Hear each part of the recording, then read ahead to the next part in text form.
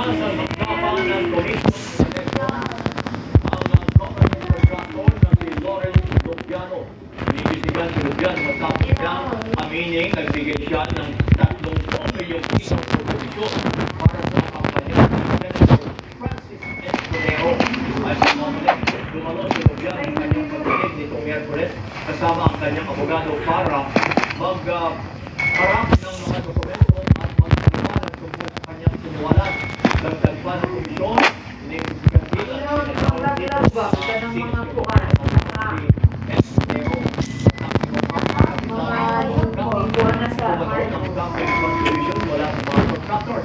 katulad dito na report ng Philippine Center for Investigative Journalism, PCIJ, ng milyong pisong ang dalawang pinakamataas na opisyal ng ating bansa para sa kanilang kampanya.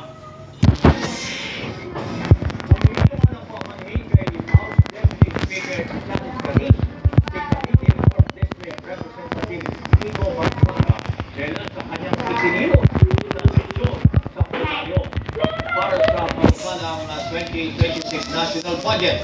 Sa video na si Marsaga mismo ang nag-post sa social media, tinutok niya ang kanyang cellphone malapit sa mukha ni House Majority Leader Sandro Marcos. Kinamusta pa ni Marsaga kay Marcos ang kinakarap na ito na si dating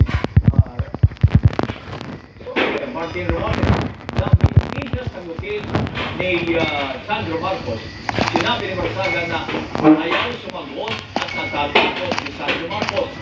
Dahil ito, tinabig na ni Garin ang cellphone Marsaga.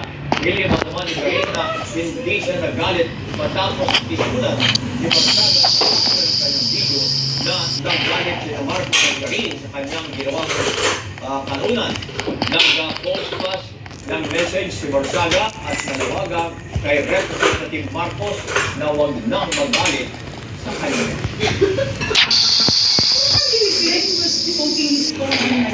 Sabi mo kang ganyan. Kasi I don't think it's also nice kasi yung ipupok yung telepono sa mukha mo. You put this up, never responsible. Sabi niya, sige na, sorry. Yung nagbigay ng farewell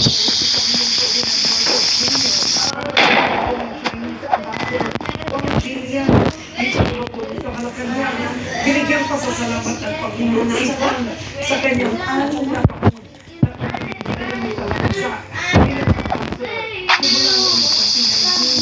ito'y pagkamas wala progreso sa pagresolba sa issue ng West Philippines.